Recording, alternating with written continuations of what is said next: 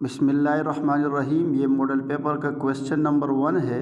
Define escape velocity and derive the expression for the escape velocity on earth surface. Escape velocity क्या होती है? The velocity required for an object to escape from gravitational influence.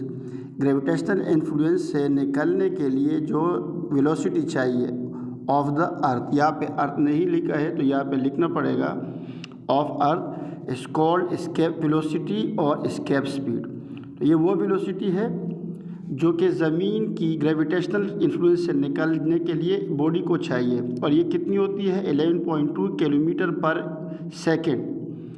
इसके लिए derivation है, तो हम consider कर रहे हैं कि मास वर्टिकली जो है फेंका गया है, projected vertically from the surface of earth with escape velocity VES in other to escape from gravitational attraction of the earth।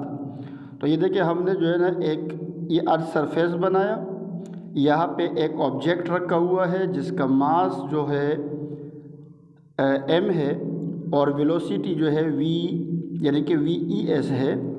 तो ये जो है हम देख रहे हैं इस बॉडी को काइनेटिक एनर्जी देनी पड़ेगी क्योंकि ये मोशन में जा रही है, और ये जो दूसरा सर्कल हमने बनाया ये मास है सेंटर का यानी कि अर्थ का। The body should be given kinetic energy which is equal to potential energy of the body.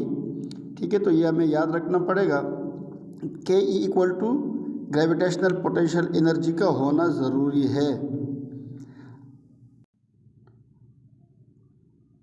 तो ये हमने जो डायग्राम बना दिया ये आप बनाए लाजमी। ठीक है, तो ये फोर्स m और स्मॉल m मास है, capital M mass of earth है।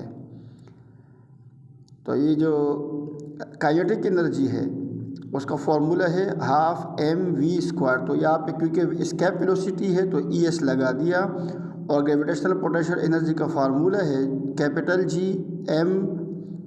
m divided by r।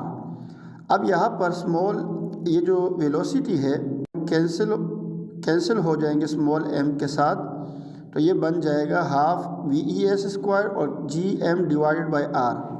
तो ये 2 जो है इक्वल टू के दूसरी तरफ जाएगा, VES² equal to 2GM divided by r, equation 1 का नाम दिया। अब स्मॉल g का फॉर्मूला होता है capital G m divide by r²।